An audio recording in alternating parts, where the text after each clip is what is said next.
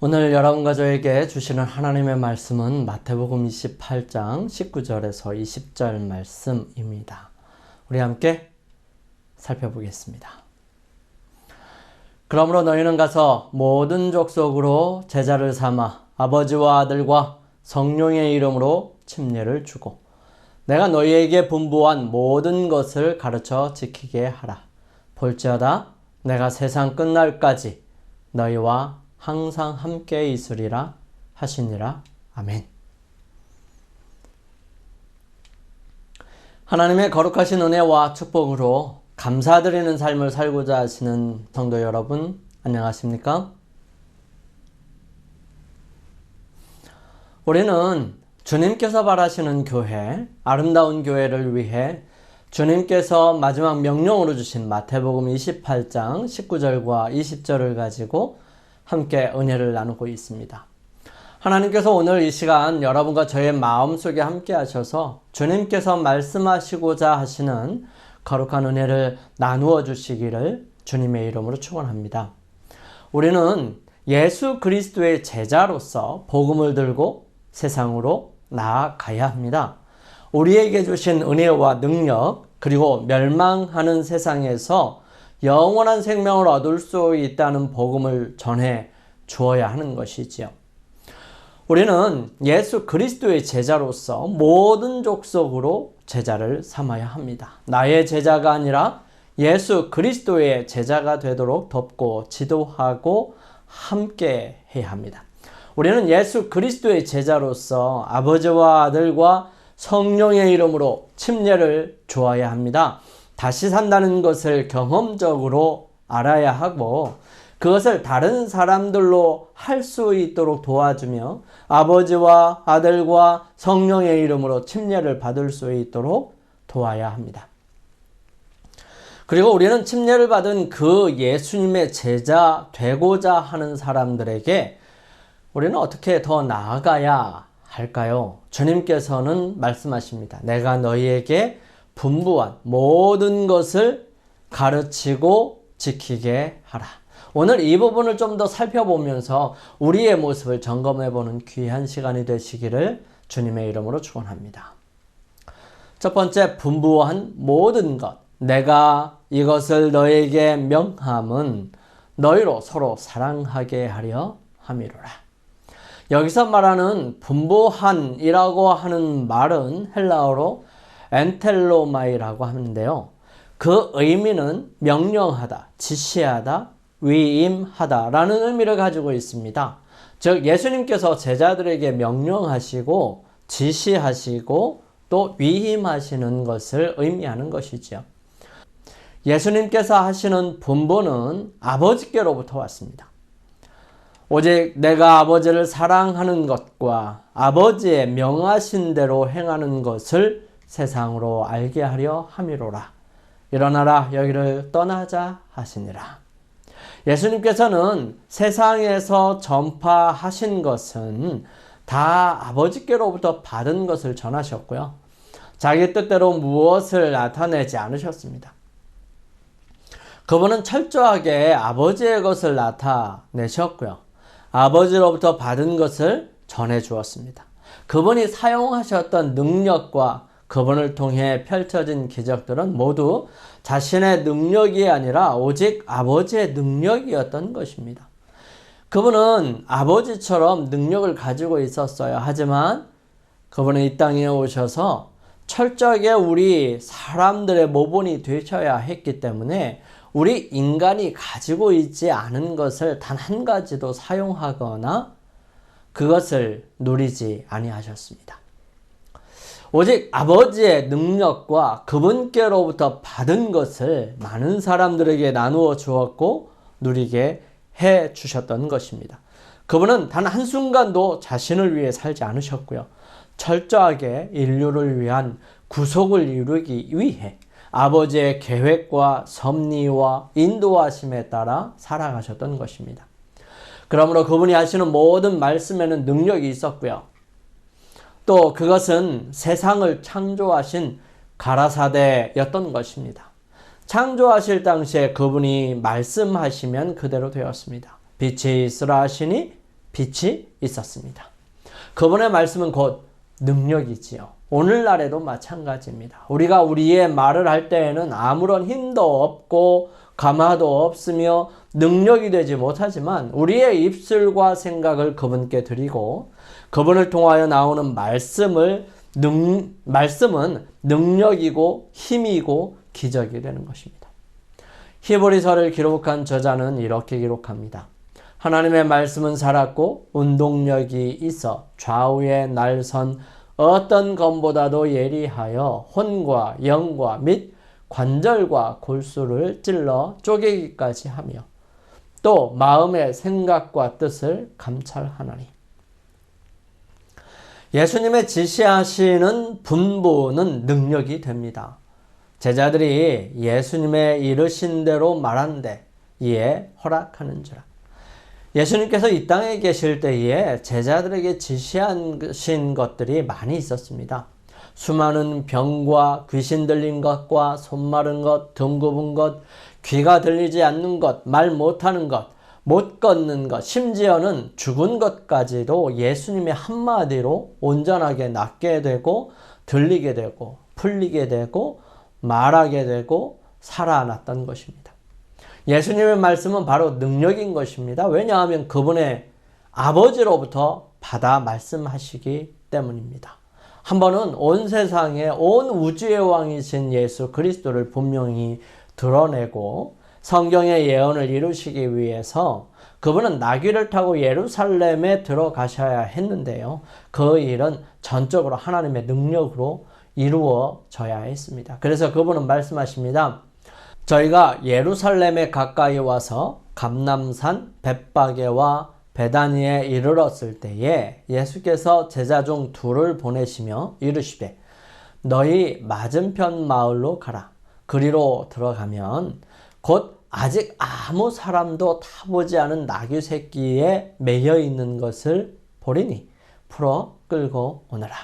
만일 누가 너희에게 왜 이리 하느냐 묻거든 주가 쓰시겠다 하라. 그리하면 즉시 이리로 보내리라 하시니.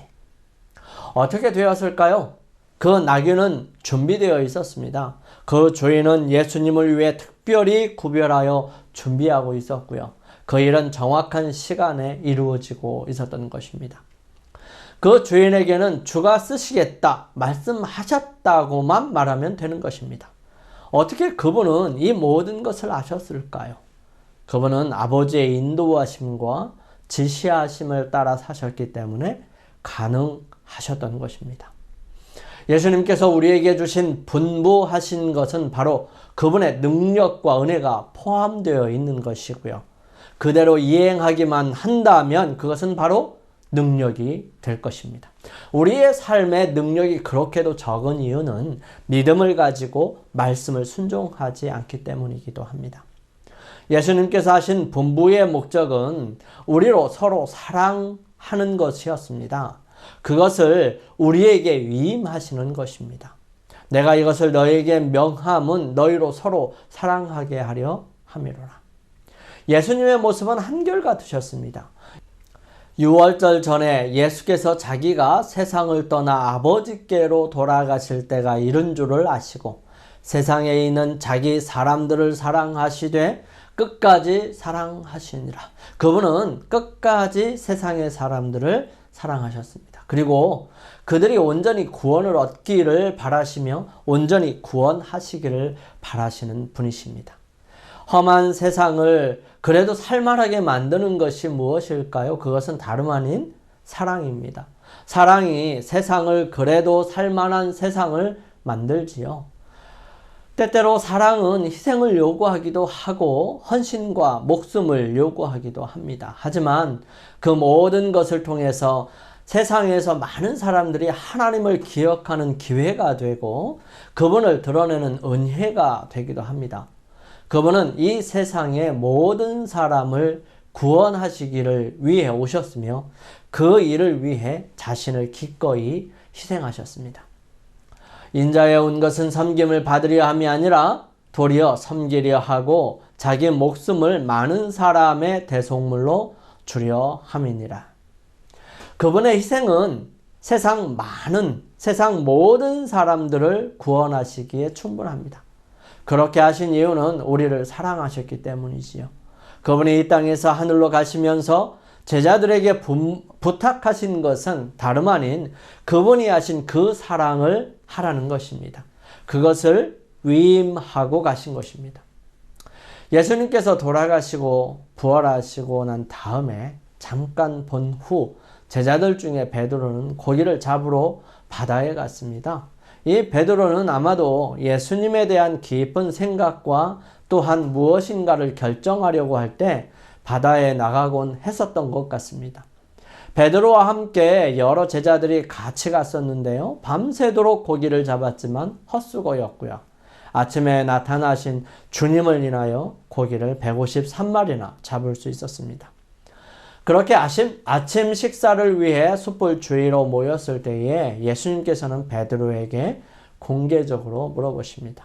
네가 나를 사랑하느냐? 한 번도 아니고 3번씩이나 물어보세요.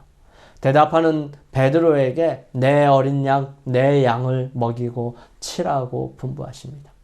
예수님의 분부는 그분을 대신하여 그분의 백성들에게, 세상의 모든 사람들에게 그분이 하셨을 사랑을 하라고 위임하신 것입니다. 사람들을 사랑하여 구원하라고 말씀하신 것이지요. 두 번째, 가르치라고 말씀하십니다. 마땅히 할 말을 성령이 곧 그때에 너희에게 가르치시리라 하시니라. 이 가르치다라는 말의 헬라어 단어는 디다스코입니다. 이 디다스코는 배우다, 가르치다 두 의미를 포함하고 있어요. 이것은 계속적으로 반복적인 선택을 포함하는 것입니다.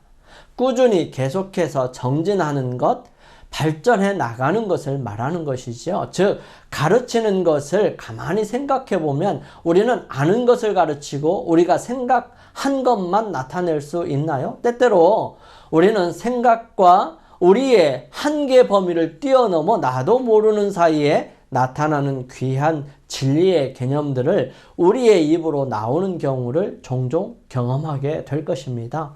성경을 가르치고 말씀을 전해야 하는 저로서는 이런 경험을 너무 자주 하고 있고요.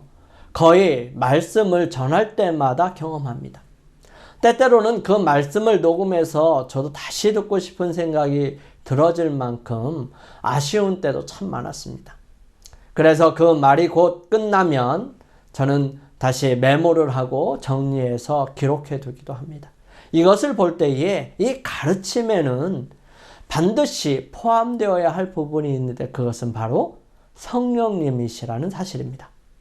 성령께서 친히 가르치실 것입니다. 보혜사 곧 아버지께서 내 이름으로 보내실 성령, 그가 너희에게 모든 것을 가르치시고 내가 너희에게 말한 모든 것을 생각나게 하시리라 말씀하십니다.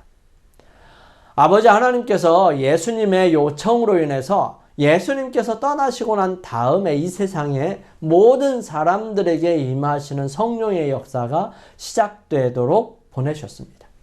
성령께서는 마음을 통하여 일하시고요. 인식되고 깨닫는 것으로 그 모든 것에 예수님과 연관짓도록 하십니다. 그러므로 우둔하고 어리석은 생각들이 정리되고요. 바르고 곧게 예수님께로 이어지는 경험들을 하게 하신다는 사실입니다. 성령께서는 필요하시면 언어를 초월하십니다. 때때로 방언의 은사를 통해서 복음을 못 알아듣는 언어로 인하여 방해를 받게 될 때에 분명하고 시원하게 알아들을 수 있도록 역사하십니다. 초대교회 시대에 일어났던 성령의 역사는 다른 언어를 배우지 못한 베드로와 그의 제자들을 통하여 전해지는 말씀들이 자기 나라 말로 들을 수 있도록 하셨습니다. 이 소리가 나매 큰 무리가 모여 각각 자기의 방언으로 제자들의 말하는 것을 듣고 소동하여 다 놀라 기히 여겨 이르되 보라, 이 말하는 사람이 다 갈릴리 사람이 아니냐? 우리 각 사람의 난 곳 방언으로 듣게 되는 것이 어찌미뇨?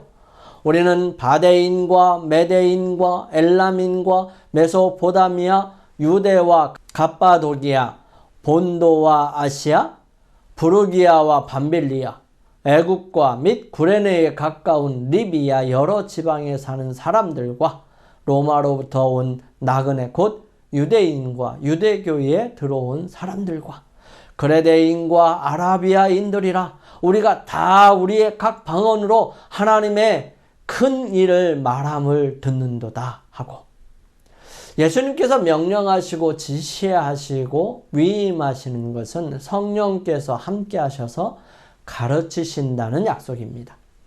그분의 가르침은 모든 방해를 뛰어넘어 역사하실 수 있으십니다. 그러므로 가르치려 할 때에 우리의 스스로의 힘이 아니라 오직 역사하시는 성령의 임재를 간구하고 하여야 하고요. 성령께서 우리를 통하여 이루어져야 한다는 사실입니다.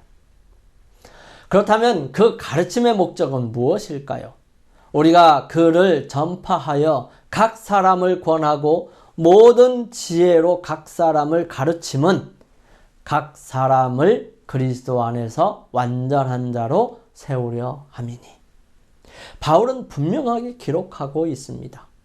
예수 그리스도의 명령에 의해 지시하심과 위임하심을 통해 이루어지는 성령의 역사를 통해 이루어지는 그 가르침의 분명한 목적은 다름 아닌 그리스도 안에서 완전한 자로 세우려 하심이라는 것입니다. 각 사람이 그리스도 안에서 완전한 자, 어떤 사람을 말하는 것일까요? 우리는 그리스도 안에서 지어져 가는 사람들입니다. 그 지어짐의 완성은 바로 예수 그리스도를 닮은 사람들이죠. 우리의 목표는 그리스도를 본받아 사는 것이고 예수 그리스도를 닮아가는 것이고 예수 그리스도를 드러내는 사람들입니다. 그래서 예수님께서 말씀하십니다. 그러하나 진리의 성령이 오시면 그가 너희를 모든 진리 가운데로 인도하시리니 그가 의로 말하지 않고 오직 듣는 것을 말하시며 장래일을 너희에게 알리시리라. 그가 내 영광을 나타내리니 내 것을 가지고 너희에게 알리겠음이니라. 성령의 역사는 그리스도를 나타내고 증거하는 것이고요. 그것은 나를 통하여 역사하시는 성령의 역사이며 그 목적은 분명하게 예수 그리스도를 드러나게 하시는 것입니다. 가르침에는 이 배움이 포함되어 있습니다. 너희는 주께 받은 바 기름 부음이 너희 안에 거하나니 아무도 너희를 가르칠 필요가 없고 오직 그의 기름 부음이 모든 것을 너희에게 가르치며 또 참되고 거짓이 없으니 너희를 가르치신 그대로 주 안에 거하라.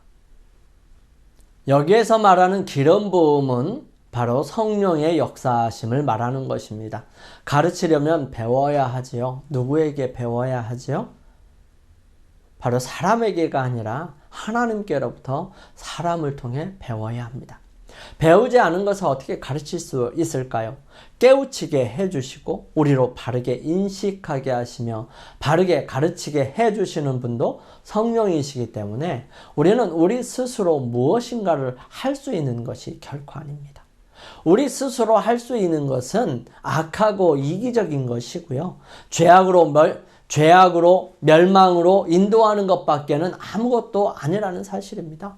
그러므로 내 것 가지고 가르치는 것이 아니라 내 속에 역사하시는 성령의 인도하심을 따라 그분이 주시는 것을 가르쳐야 하는 것입니다.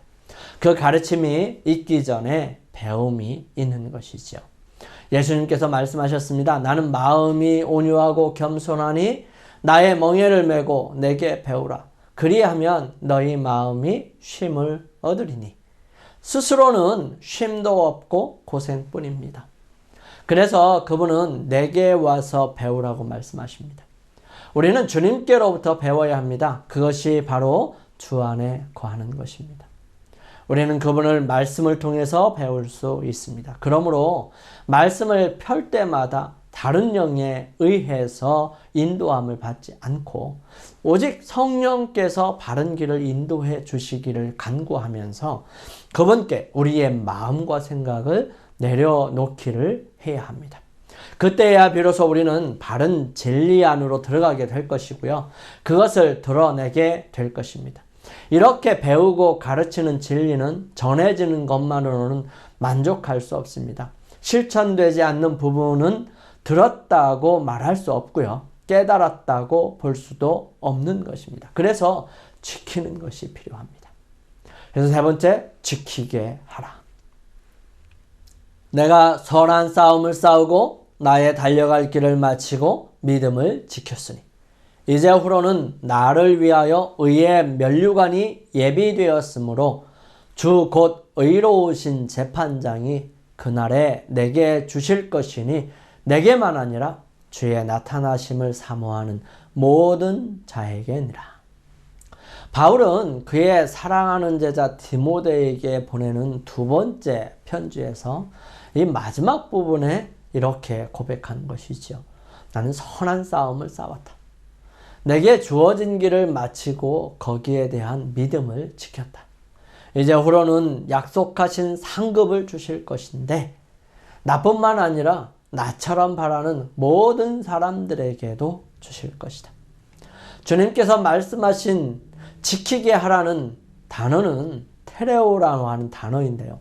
그 의미는 할 수 없는 상황 속에서 능동적으로 적극적으로 하는 행동을 의미하는 동사입니다. 이 테레오는 테로스라고 하는 단어에서 유래되었는데요. 지키다, 주의하다, 함축적으로 억류하다, 연장시켜서 억제하다 또는 굳게 붙잡다 라는 뜻을 말하는 것입니다. 첫 번째, 보존하는 것을 의미하지요. 요한복음 17장 15절 말씀은 예수님께서 이렇게 기도하셨습니다. 내가 비옵는 것은 저희를 세상에서 데려가시기를 위함이 아니요 오직 악에 빠지지 않게 보존하시기를 위함이니이다. 예수님께서 겟세마네에서 기도하실 때에 오직 악에 빠지지 않게 보존하기를 위해 기도드렸다고 기록합니다. 이 악에 빠지지 않으려면 어떻게 해야 할까요? 이 악이 나를 점령하지 못하도록 해야 하지요. 그러려면 경계하고 그 악을 선택하지 않아야 합니다. 또한 그분의 능력을 의지해야겠죠. 여기 보존이라고 하는 것에는 우리의 힘을 뛰어넘는 보다 강력한 능력이 필요됨을 말하고 있는 것입니다. 스스로가 할 수 있다면 예수님께서 아버지께 기도드리면서 요청하실 것까지는 없지 않았을까요? 하나님의 능력과 은혜가 필요하기 때문에 그분께서 기도하시면서 아버지께 요청하였던 것입니다. 거기에는 빠지지 않는 빠지기를 거부하는 일이 반드시 필요하다는 것이죠. 지키게 하는 것은 그들에게 바른 선택을 할 수 있도록 스스로 죄악의 종이 되어 유혹에 넘어가지 않도록 분별할 수 있는 기준을 설명하고 스스로의 위치를 예수님께 설지 그렇지 않을지에 대한 분명한 기준을 설명하면서 보존할 수 있도록 도와주라는 것을 말씀하시고 계신 것입니다.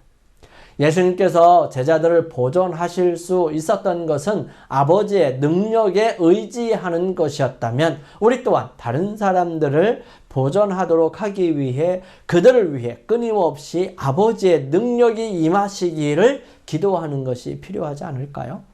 하나님의 능력에 의지하여 그들이 분명하게 하나님의 편에 설 수 있도록 도와주는 일이 필요한 것입니다.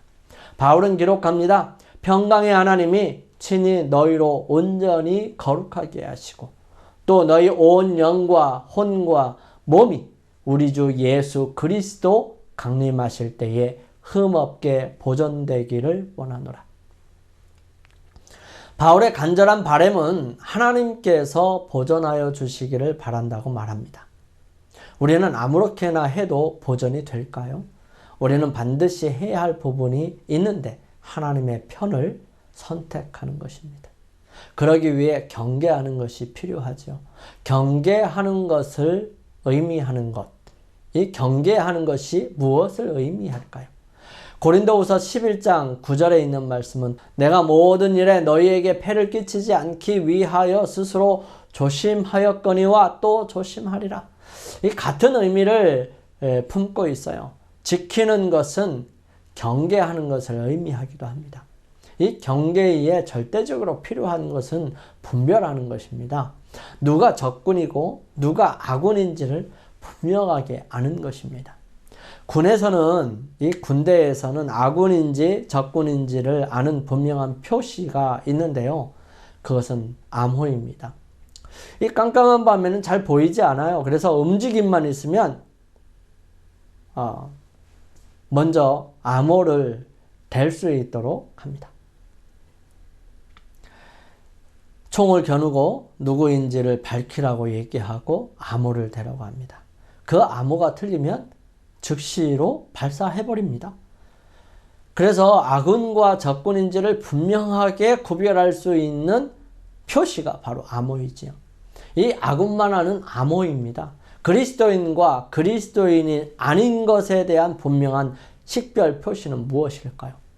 만일 너희 속에 하나님의 영이 거하시면 너희가 육신에 있지 아니하고 영에 있나니 누구든지 그리스도의 영이 없으면 그리스도의 사람이 아니라. 식별할 수 있는 유일한 표시는 그리스도의 영입니다. 그리스도의 영이 없으면 그리스도인이 아니라고 바울은 분명하게 말하고 있지요. 그러므로 바울은 고린도 지역에 보내는 편지에 이렇게 기록합니다. 육에 속한 사람은 하나님의 성령의 일을 받지 아니하나니 저희에게는 미련하게 보이며 또 깨닫지도 못하나니 이런 일은 영적으로라야 분별함이니라. 영적으로 분별할 수 있다는 것입니다. 그리스도의 영이 없는 사람은 경계를 서는데 암호를 갖지 못한 사람이나 마찬가지입니다. 그 암호는 바로 그리스도의 영입니다. 그리스도의 영이 있는 사람이 영적인 사람이요. 그 영은 생명으로 인도합니다. 이렇게 경계하면서도 반드시 필요한 또 하나의 우리의 모습은 다름 아닌 복종, 즉 순종입니다. 복종하는 것, 이것이 바로 지켜 행하게 하게 하는 것입니다. 요한복음 14장 21절은 나의 계명을 가지고 지키는 자라야 나를 사랑하는 자니 나를 사랑하는 자는 내 아버지께 사랑을 받을 것이요 나도 그를 사랑하여 그에게 나를 나타내리라. 지키게 하는 것은 바로 순종하는 것을 의미하는 것입니다. 아무리 지식적으로 알고 있다 할지라도 그것이 나에게 직접적인 영향을 미치지 않을 수도 있습니다. 우리의 삶을 움직이고 능력이 되기 위해서는 반드시 순종하는 것이 필요합니다. 예수님께서 말씀하십니다. 나의 계명을 가지고 지키는 자라야 나를 사랑하는 자라고 설명하세요. 나를 사랑하는 자는 내 아버지께로부터 사랑을 받을 것이고 예수님께서도 사랑하셔서 그에게 그분 자신을 나타내실 것이라는 것입니다. 이스라엘 백성들이 시내산에 와서 하나님과 언약관계를 형성하고서 하나님께서 그런 그들과 함께 계시고 싶으셔서 그분이 거하실 수 있는 성소를 마련하라고 그곳에 성소를 짓게 합니다. 그 성소에 여러 기구들이 다 만들어지고 장막이 쳐졌으며 만들어진 기구들을 각 위치에 정확하게 놓았습니다. 이때까지는 아무런 현상들이 나타나지 않지요. 그저 천막으로 쳐져 있고 여러 기구들이 장식되어 있으며 잘 꾸며진 하나의 천막에 지나지 않았습니다. 하지만 이때에 하나님께서 친히 쓰신 십계명을 들고 모세가 맨 처음 휘장을 젖히고 들어가 두 번째 휘장을 통과하여 마지막 지성소와 성소 사이의 휘장을 통과해서 법궤의 뚜껑을 열고 십계명을 그 안에 넣게 되고 뚜껑, 즉 시은좌를 그 위에 놓게 되자 거기에 두 그룹 사이에 하나님의 임재의 빛이 비치기 시작했고요. 그 구름 기둥이 그 지성소 법궤 위에 내려 세워지게 되는 것입니다. 그때부터는 하나님의 임재 예빛이 항상 있었고요. 모든 이스라엘 백성들의 장막에서 성소를 바라보면 그 빛으로 인하여 성소가 환하여짐을 볼 수 있었습니다. 우리의 마음에 바로 그 계명이 들어오게 되면 비로소 그분이 우리를 통하여 나타나시게 됩니다. 나 여호와가 말하노라. 그러나 그날 후에 내가 이스라엘 집에 세울 언약은 이러하니 곧 내가 나의 법을 그들의 속에 두며 그 마음에 기록하여 나는 그들의 하나님이 되고 그들은 내 백성이 될 것이라. 예수님께서 말씀하십니다. 나의 계명을 가지고 지키는 자라야 나를 사랑하는 자라고 설명합니다. 우리 마음에 기록되는 법, 그것은 예수 그리스도께서 말씀하신 나의 계명입니다. 이것은 법궤 안에 보존되어 있는 십계명을 말하는 것입니다. 그 계명은 하나님을 사랑하고 이웃을 사랑하는 사랑의 계명이고요. 이 계명을 지키는 것이 예수님을 사랑하는 것이며 그런 사람들에게 예수님을 나타내시는 것입니다. 사랑하는 성도 여러분, 오늘 우리는 예수님의 지상 명령 중에 내가 내게 분부한 모든 것을 가르쳐 지키게 하라를 함께 살펴보았습니다. 예수님께서 말씀하시는 분부하신 것은 아버지의 말씀이고요. 그분의 말씀은 능력이고 그 목적은 서로 사랑하게 하는 것입니다. 또한 그 분부한 것을 가르치라 하셨는데 가르치는 주체는 성령님이심을 함께 살펴보았고요. 그 목적은 각 사람이 온전케 되는 것으로 배움이 포함되어 있으므로 겸손히 성령 앞에 나아가고 그분과 동역하는 것이 필요함을 깨닫게 되었습니다. 또한 지키는 것은 보존과 경계와 복종, 즉 순종이 포함되는 것이 없는데요. 우리도 성령의 도움을 통해 세움을 받았다면 다른 사람들도 그렇게 되도록 돕고 붙들어 주어야 함을 보게 되었습니다. 보존은 오직 아버지의 능력으로 이루어져야 하고요. 그리스도의 영을 통해서 세상의 육과 영을 분별하며 주어진 진리의 말씀에 마음으로 순종함으로 세상에서 주님께서 이루어 가시는 구원의 경륜에 포함되는 놀라운 은혜를 누리게 됩니다. 우리의 모습을 통해 역사하실 성령의 역사가 오늘 우리의 마음과 그 명령에 순종하는 모든 사람들에게 함께 하시기를 간절히 소원하고요. 우리 모두가 주님과 함께 동역함으로 세상에서 이루어져야 할 주님의 명령이 분명하게 이루어져 가는, 그리고 여기에 헌신하는 사람들이 되기를 간절히 바라면서 결심을 하시게 되기를 바랍니다. 걸어가신 저희들의 아버지 하나님, 저희들에게 맡겨주신 이 일, 지상의 명령이 저희들에게 늘 순종할 수 있도록 역사하시고 은혜를 베풀며 능력을 주심을 인하여 감사를 드립니다. 주님께서 분부한 것, 아버지께로부터 받은 것, 구약시대로부터 계속해서 내려오는 그 사랑의 법, 이 모든 것들을 저희들의 삶을 통하여 실천하고 이루어 갈 수 있도록 도와주시옵소서. 여기에 성령께서 함께 해주시겠다고 약속하셨고 주님께서 저희들을 통하여 드러나신다고 약속해 주셨사오니 오 사랑의 아버지 하나님, 저희들 몸과 마음을 깨끗하게 하고 주님께 나아가 성령의 인도하심에 따라 순종하기를 원하오니 저희들을 통하여 나타나 주시고 가르치게 하여 주시며 지켜 행할 수 있도록 도와주시옵소서. 저희가 만나는 많은 사람들에게 이렇게 우리가 한 것들을 통해 가르치게 하여 주시고 그들로 하여금 보고 배울 수 있도록 인도하여 주셔서 오직 세상에 주님께 순종하며 살아가는 사람들이 많아질 수 있도록 도와주시옵소서. 주의 크신 능력이 오늘 이 시간 함께 머리 숙인 주의 사랑하는 자녀들에게 더없이 큰 축복과 은혜로 함께하여 주심으로 이 모든 것들을 이루어 주시옵기를 저희들을 사랑하시는 예수님의 이름으로 간절히 기도드립니다. 아멘.